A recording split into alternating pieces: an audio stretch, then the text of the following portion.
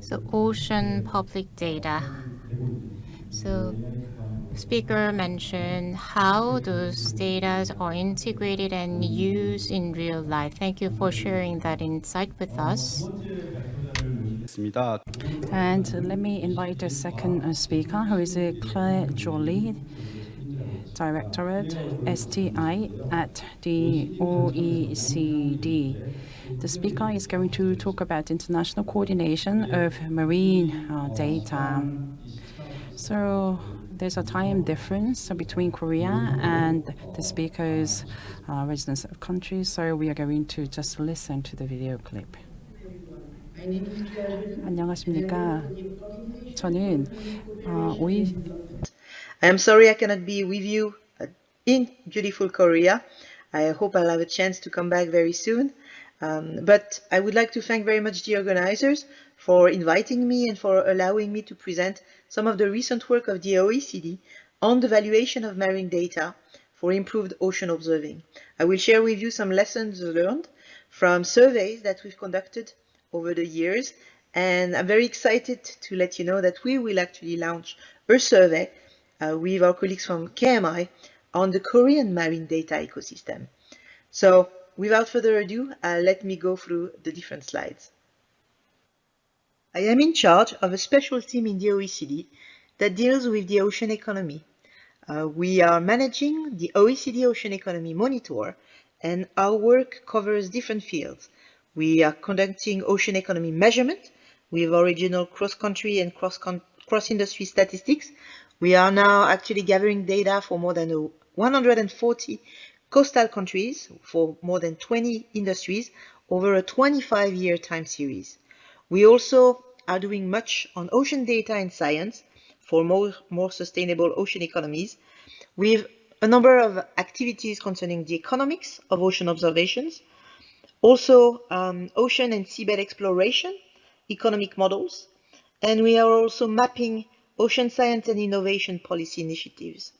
All this is coming together in a big report we are putting together right now called the Ocean Economy in 2050, where we are doing a lot of foresight work, and that will be launched in March 2025 in advance of the UN Ocean Conference. Our work really aims to support policy actions. We are supporting national ocean strategies, new ocean accounting for countries around the world. We have a steering group of organizations coming from different OECD countries. We are lucky to count the Korean Marine Institute as part of our steering board. We have a lot of activities concerning the UN Decade of Ocean Science. We support also, of course, the development of the program for the UN Ocean Conference, and our work with other teams in OECD are supporting a number of international processes that are very important for ocean governance. So, as you can see, for us, this work on the ocean economy has a close link to ocean observations. I believe everyone in this session is convinced that ocean observing is very important for society and for commercial activities. We know that physical, geochemical, and biological data collected in the ocean guide the actions of multiple actors. We show the economic value coming from collecting marine data. How can we justify setting up ocean observing infrastructure that collect very different types of data? Well, we know that some market uses are already well identified. At the OECD, we've conducted a lot of research with different stakeholders, and we identified the direct economic benefits, the indirect economic benefits, as well as some societal benefits that are derived from using marine data. Typically, in maritime operations, you do cost savings using data. Productivity, efficiency gains are also very important in shipping. Commercial revenues, cost avoidance, and improved predictions are very important. These are the type of market uses that can be demonstrated, that can be calculated. But beyond this, we believe there's much more. This is where the OECD expertise comes in. We went one step further.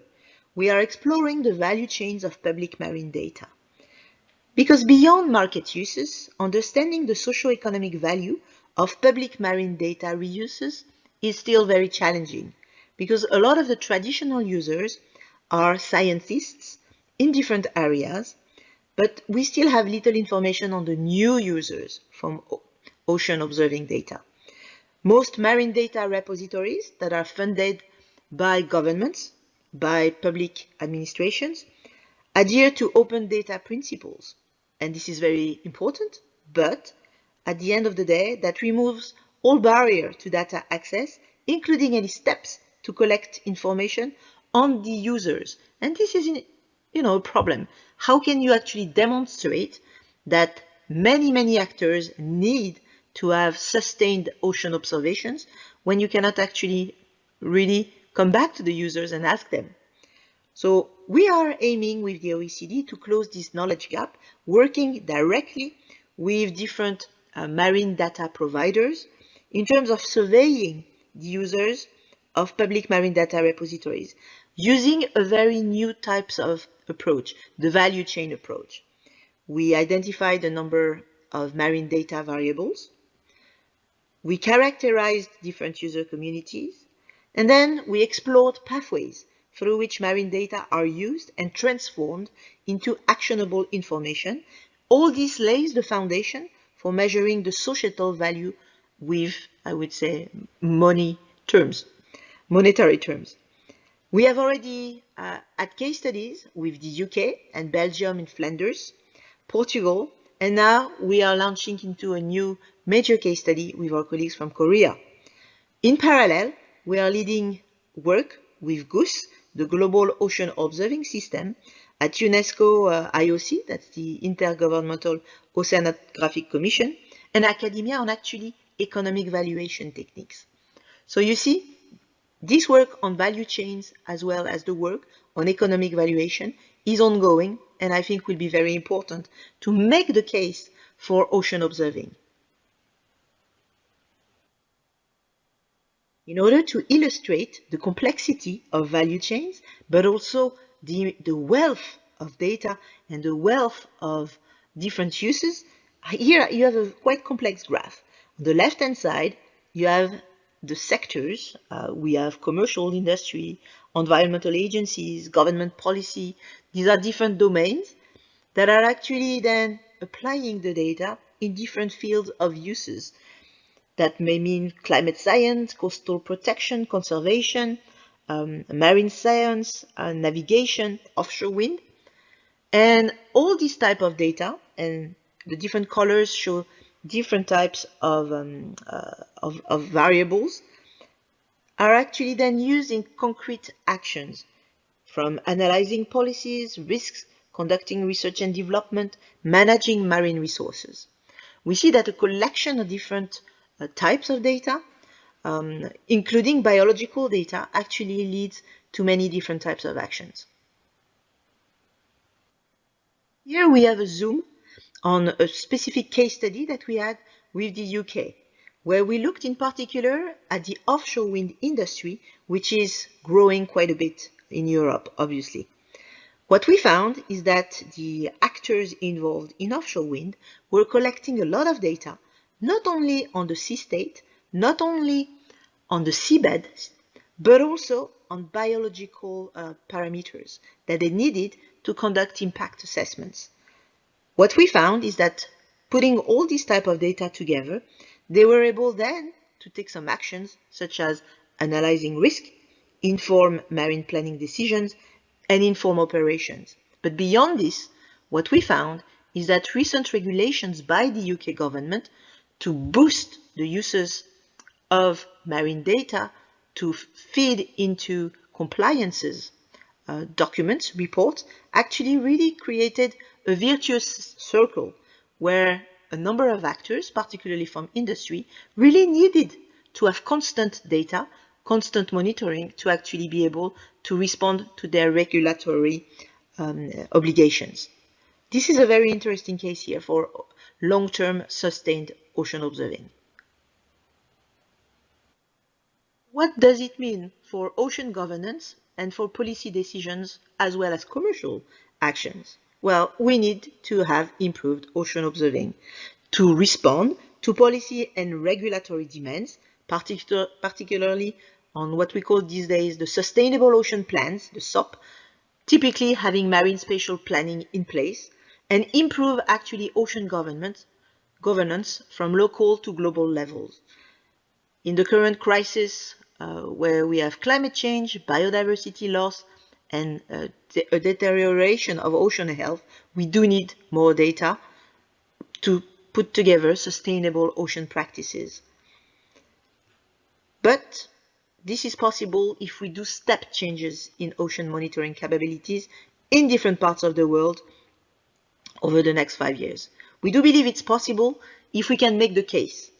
We think that scientific imperatives, strategic and economic rationales can actually contribute to actually make sure that we have sustained ocean monitoring put in many new places.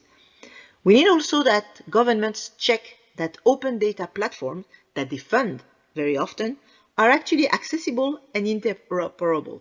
This leads to more positive value chains, how the data flows to many different sectors of the economy. And finally, here a big point in terms of not missing the digitalization wave and the artificial intelligence revolution. We know that digital twins are just on the horizon, but they do need data. They do need solid evidence to feed into the models. We know also that thanks to AI in particular, there are cheaper in situ systems that are coming. We know that there's also stronger goodwill of companies to share their own data for the benefits of larger communities, and more actors in civil society are actually involved in citizen science that creates many new opportunities thanks to the digitalization when collecting data on a local basis. So you see, there are many different possibilities to actually have improved ocean monitoring.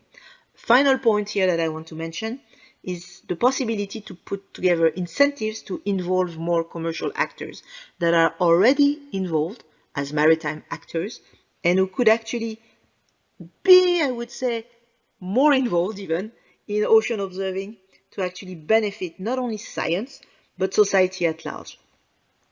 With all these elements, we think we can fast forward for improved ocean observing, benefiting not only industries, but also local communities and of course, global ocean governance.